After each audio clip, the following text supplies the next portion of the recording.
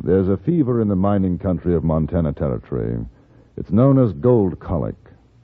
Once a man catches it, it can only mean one thing: life or death.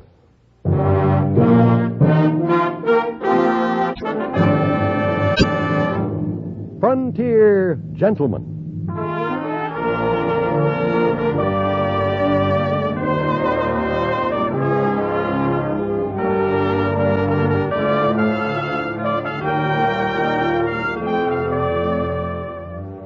Herewith an Englishman's account of life and death in the West.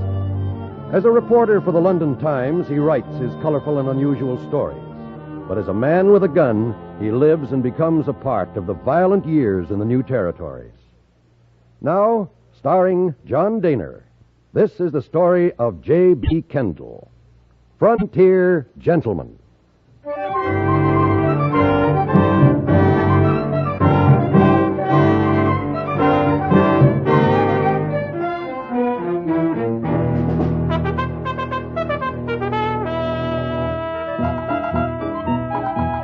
Fort Benton on the Missouri in Montana Territory is what you might call a clearinghouse for supplies. They are shipped by riverboat up the Missouri, food, clothing, guns, ammunition, whiskey, tobacco, and from Fort Benton on to the west and north by pack train and wagon. The post is also the point of debarkation for the tenderfoot, the inexperienced miner seeking the fabulous goldfields of the territories.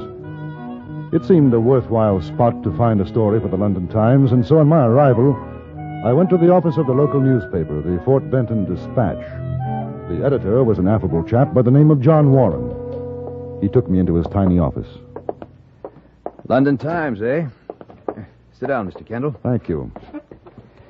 Well, this must seem kind of like a tin horn paper to you. Oh, not at all, Mr. Warren. As a matter of fact, I rather envy you. My work depends entirely upon whether the editor likes my story or not. If he doesn't, I don't get paid. If he does, well, I'm in luck. Mm-hmm. Well, let's hope I can put you onto something good. That's very kind of you. Of course, the best thing you could do is to talk to some of the old-timers around. They've got 100 stories. Well, first I wondered, has there been much gold found in this vicinity? Around Benton? No, most of it's north and southwest of here. Big strikes over to Virginia City and Bannock. Mind you, there's talk, you hear it around once in a while, of gold in these parts. But I never heard of anyone striking it rich. Most of the boys just pick up supplies here and try to get a grub stake to head on out to the mountains. I see. Well, didn't you try prospecting? Nope. Found a good wife, a pleasant way to live. I make out and I'm happy. Too many hill rats wasting their... Hill rats? Prospectors. Too many of them wasting their lives for that one big chance. I guess I'm not that much of a gambler. Where would I be likely to find a chap like that, a hill rat? Oh, Benton's full of them. If you want a real old-timer, go down and see Shorthorn Tom. Shorthorn Tom? Yeah. Nobody knows his real name, and he's probably forgotten it himself. You'll find him down at the Shacks end of the street here. Turn left. His place is the first one on the left. Good. I'll call on him. And, look, don't let him talk you into grub staking him. He's got a lot of crazy ideas about finding a lost mine. He's been at it for 6 years, they say. Well, I'll be careful. Say, Mr. Kendall, why don't you join me and the missus for dinner tonight? You'd sure be welcome. Well, that's very kind of you, Mr. Warren. Well, it's not every day we get to meet a traveled man like yourself. I'll see you later, Mr. Kendall.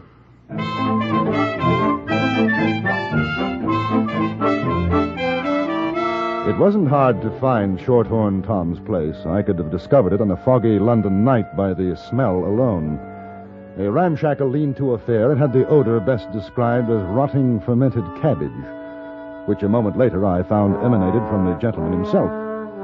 The old prospector was the most unwashed individual I've ever come across in my life. Bleary-eyed, he greeted me at the sacking that passed for a door. Shorthorn Tom? I wonder if I could have a few words with you. What's the matter, boy? You got the heaves? No, I believe so. Sound like it. You want words? Come on in. Got me a mess of poop stewing. Light and rest your saddle, mister. What's your business? But I'm writing about the territory for a newspaper, Tom. I thought possibly you might be able to give me some information. Information? What kinds of information? Oh, the life of a miner, for example. Your life. No, I'm quite serious. You want to pay for information? Oh. Well, I hadn't exactly planned on it. Well, then I ain't got no medicine for you. $5? Yeah, let's see it. Ain't you got no real money? Never did trust a bit of paper. I'm afraid that's it. Well, better than a sack of dingbats, I guess. You want some pooch? Is that what you're cooking? Yeah, tomatoes, sugar, and bread. Lost my teeth a couple of weeks back. Can't eat nothing but. No, I don't think so. Thanks very much. Well, you go ahead and ask what you want. I'll eat. I understand you've been mining in this country for some time. Oh, 20 here, more other places. Got the biggest strike a man ever see 6 years back. But I lost it. Really? Well, I'd like to hear about that. No more than 20 miles from here, too. Except nobody believes it. But I heard there wasn't any gold to speak of here. You heard. Oh, listen, mister. Oh, them's that tell you that don't know they're saddled from a prairie dog hole. I'm a-telling you. There's diggings over in them mountains, the Highwoods. I seen 'em. I know what's there. Gold. 5,000 a ton if it's worth a cent. Well, what happened to it? Well, me and a partner was prospecting in the Highwoods. Got lost and caught in a blizzard. Sam, he was my partner. He went west. Wind blew him clean off the trail, about 1,000 feet down. Well, I found a cave, see? I figured to stay put till the weather broke. And that's where I found it. In the cave? Right in the cave. Indian or Spanish diggings, I figure. Nuggets as big as your saddle. Well, go on. Well, that's all. I brought the nuggets back. Had me some fun. Then went back to work the mine. And I couldn't find it. It's unbelievable. Sure, that's what they all say. Shorthorn Tom, biggest liar in Montana territory. Ain't nobody gonna give old Tom a grub stake to make 'em all look sick as a mule. But they must have known about the nuggets you found. Mister, a fellow who's in it rich is like to give away more than I took out of that cave. Oh, that's how they figure I got the gold. Or it was give to me. It's quite a story. Yeah, ain't it? Now I'm between a rock and a hard place. Doing a job here and around to scrape up $1 for grub. While up there's enough gold to buy me the whole dang town. When did you give up looking for it? When? Mister, when you got gold colic like I got it, you just never give up. You sure you want to have some of this pooch? Mighty tasty. No, thank you. Yes, sir. Yeah. 8 times I've been back looking till I run out of grub. But one of these days... Hey, you wouldn't be interested in going partners, would you? Oh, I don't think so. It's very kind of you to offer. Yeah. Wait a minute. Let me show you something. You know what gold looks like? I've seen it. Yeah. Good Lord. That must be worth... 200, 250. Well, but couldn't you use this to buy what you need for another try? Could, but won't. If I spent this and didn't find the mine, there'd be nothing left to prove what I know. Oh, it wouldn't cost more than $100. Man could take 1 mule for packing. Pretty good outfit. Oh, I ain't saying the best, but it'd do. Only on 20 miles from here. And how about $50? No, 100. And you know what? I got a feeling. If a man wanted to put up $100, this could be the lucky time. Oh, I've been feeling it for a week. The weather's good. This trip out, I'd find it. Well, Tom, I have an idea, for nothing else but the experience, it'd be worth it. All right. Here. 50, 70, and 90, 100. If you don't find it, I'll be in your shoes. Flat. Busted. Oh, mister. Hey, what's your name? Kendall. Well, Kendall, you got yourself a partner. Yes, sir, I'll take this here money and get us fixed up. We can leave right away. Bed out tonight. Where are you staying? No, I've got a room at the American Hotel. Meet you there in 2 hours. Oh, Tom, there's nothing personal, you understand, but I think a little security is indicated in case of accidents. Oh, you figuring me to deal from the bottom? All right, I'll tell you what. Now, I'll give you the nugget, see? You trust me with your 100, I trust you with my nugget. And if I don't show up in 2 hours ready to travel, you made yourself a profit. Fair enough. Mister, you may not know it, but you're going to be one of the richest men in Montana. Or the poorest. I'll meet you at the hotel.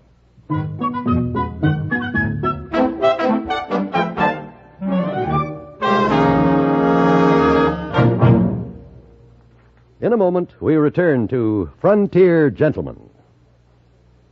When you hear CBS News, you're hearing the results of worldwide watchfulness that pays off in accurate reporting sped to your sets with minimum delay.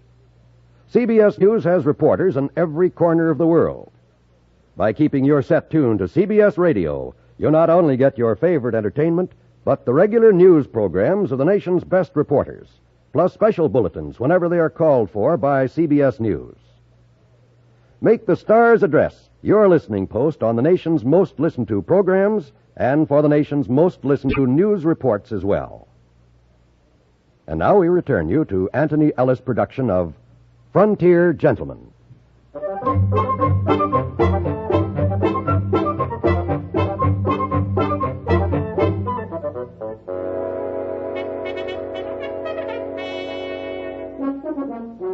I had left Shorthorn Tom at a general store to buy supplies. Precisely 2 hours later, the old prospector was outside my hotel, leading a scrawny-looking burro, which looked as though it would momentarily collapse under the weight of its pack. It seemed that we were ready, except for one thing. Shorthorn Tom was blind, roaring, drunk. Here you are, partner. I'm all set and raring to go. I had me a little scamper juice to kind of start things off right. Here's your nugget, Tom. Oh, you're an honest man, Kendall. Come on, let's get going. Well, if it ain't my old pal, Shorthorn Tom. Who? Oh, Kendall. You see this suck-egg dog? Calls himself Willie Sanders. Worst no good son of a gun claim jumper this or any other side of the Rockies. So you got yourself a grub stake, Tom. This fellow you playing for sucker? Sucker? You see this nugget, you river sniper? We're gonna get more like it. You've been laughing at me and my gold in the Highwood Mountains, huh? Well, we'll see who's the sucker. No good varmint, I got a good mind here. Tom! Tom. Ain't no good trying to rouse him, mister. He does it every time. You bet he poured a whole bottle of whiskey in him. Gets stiffer than a board. He'll be like that for hours. Give me a hand with him, will you? I'll take him up to my room. They won't let that old buzzard in the hotel. I think they will. Come on. I had a boy take the burro to the stable. Then together, Saunders and I carried old Tom into the hotel, up to my room, and put him down on the bed. He was snoring quite peacefully. My companion, Saunders, was not of the nicest type. Thick black brows growing in an almost straight line across his eyes, and a cast in one eye which gave him an even more villainous appearance. As I put Tom's nugget in my pocket, I saw him give it a sidelong glance. You believe that story of his? I have no doubt of it at all. Nobody else in Benton does. Well, that may well be their misfortune. Did he tell you where the mine is? He gave me a rough idea. Now, thanks very much for your help. You grub staked him, huh? I grub staked him. Good afternoon, Mr. Sanders. You really think there's a mine? My dear fellow, I can't see what earthly concern it is of yours, but yes, I think there is a mine. How about taking a couple more partners on, me and a pal of mine? Not interested, thank you. He find that nugget up there? You heard him. Goodbye, Mr. Saunders.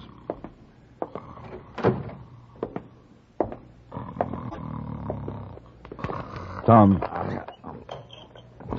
Two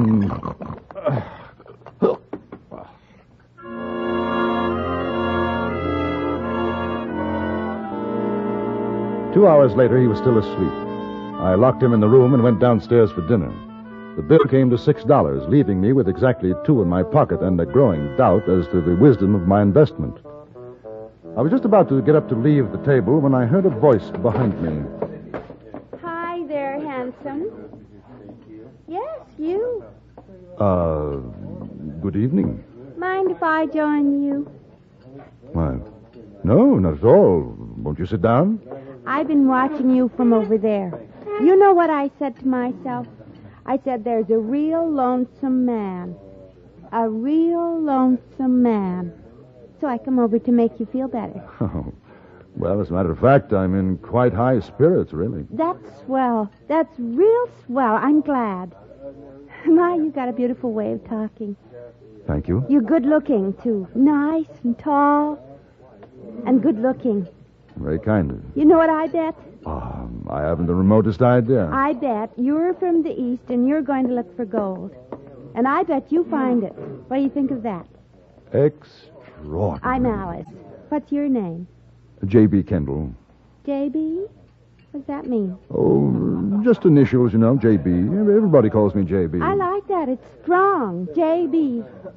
Would you like to go someplace quieter to talk, J.B.? Not particularly. You see, I have a friend upstairs in my room. Oh? No.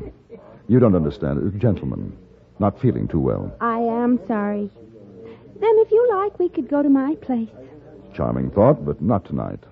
You don't like me. Well, to the contrary, I find you irresistible, but I must say I question your motives. Run along, dear. Your friend, Mr. Saunders, is much too interested in our conversation. Sanders? Who's he? The gentleman behind the pillar, see? I saw you come in with him before. Would you be good enough to give him a message? Just say, no partners. Good night.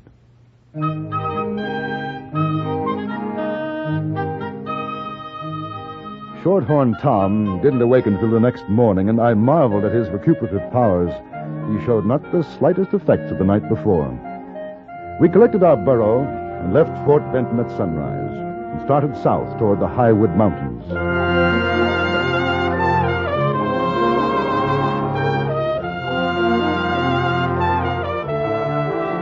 2 days later, we were in the heart of the mountains. Tom was in excellent spirits. He seemed to know exactly where he was going. You see that gulch, bro? I swear I got sight of it before that doggone blizzard closed in 6 years back. Yes, sir, we're on the right trail this time. Do you mind stopping for a moment? Sure. I thought I heard something. Oh, man gets that way in the mountains. Hear a lot of things ain't really there. No. It sounded like horses. Oh, just echoes the old burrow, that's all.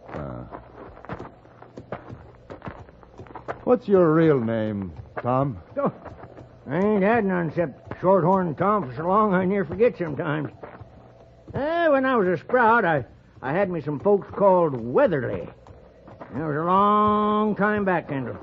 What about Shorthorn? Where did you find that name? Never found it. It was given to me. That's what they called a tenderfoot down south a ways, and the name stuck. Hey, you got a handle except Kendall? J.B. J.B. Jeremy Bryan. Jeremy Bryan. Oh, partner, I'm sorry. Mighty sorry. Man could get killed out here with a name like that. Trail's getting narrow yonder. You better watch your step. It's a long drop down. How much further from here? Oh, not much ways. It don't look like much, just a hole in the rock, but when you get inside, she opens up to a sizable cave. Look, there she is! Come on! Well, it looks like a cave all right, but you said the opening was small. Oh, it's the one, I tell you. You see inside. Come on now. Watch your step. I will. Watch it. Here. Yes. No, I can't exactly recollect whether it was on this side or the other. Can you see any sign of diggings? No. Oh, might have been a fall covered it up. Say, I'll use my pick here. You try where you are. We stayed there, working, digging at the solid walls of that cave for over 3 hours. Tom must have known it was hopeless, but he wouldn't give up. Only shouted words of encouragement to me and dug into seams the harder with his pick. Then quite suddenly he stopped. I turned and saw him lying on the other side of the cave. Tom. Tom? Oh, pain in my stuffings. Up my chest. Ain't easy to breathe. Oh, here. Here. Lie on your back. There we are. Oh, that's better. I tell you, J.B., I tell you. Oh, it's a cold trail. I know that sometime back this ain't the place. Don't feel it. It just don't smell right. I was kidding myself. It ain't the place. No, that doesn't matter. No, I guess not. Not no more. Oh, here. You take this. What for? I don't want the nugget. I told you. It's worth $250 maybe. I won't need it now. I'm going up Salt River, partner. If you mean you're going to die, nonsense. Boy, one thing a man knows when he's old, beard bait like me, he knows when it's time to die. But listen, you go on looking and see. Them diggings is around here somewhere. Maybe further along the trail. Maybe there's another cave along a bit. Yeah. No, Tom. Tom, lie back. No, out of my way. Tom. I'm going to find Tom. it just along the trail. Tom.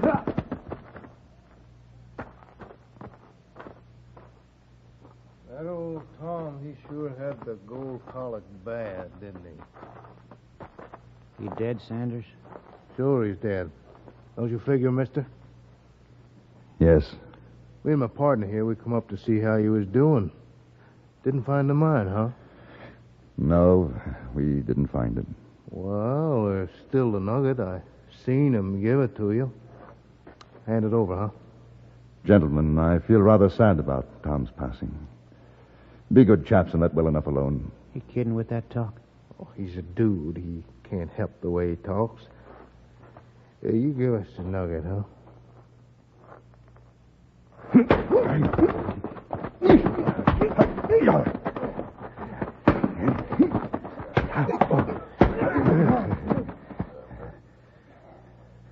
Now, both of you, get up. Up! Now, each of you take a pick.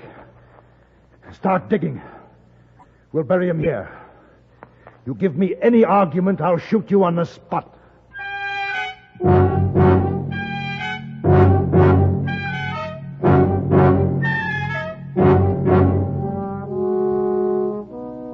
After Shorthorn Tom was buried, I took the horses belonging to Sanders and his friend and started back to Fort Benton. I had the idea the walk would do them good. After sending my story to the Times, I had a drink for old Tom, then packed to leave for Helena in Montana Territory.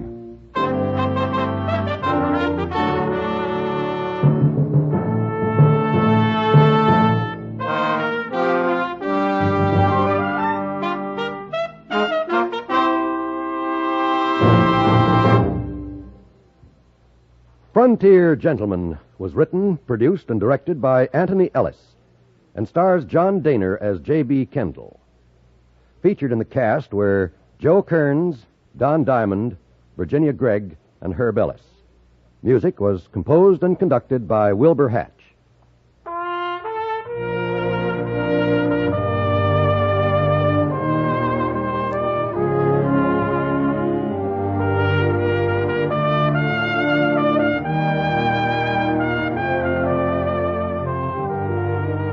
Now, stay tuned for the Ford Road Show, which follows immediately over most of these same stations. Join us again next week for another report from the Frontier Gentleman. John Wall speaking. This is the CBS Radio Network.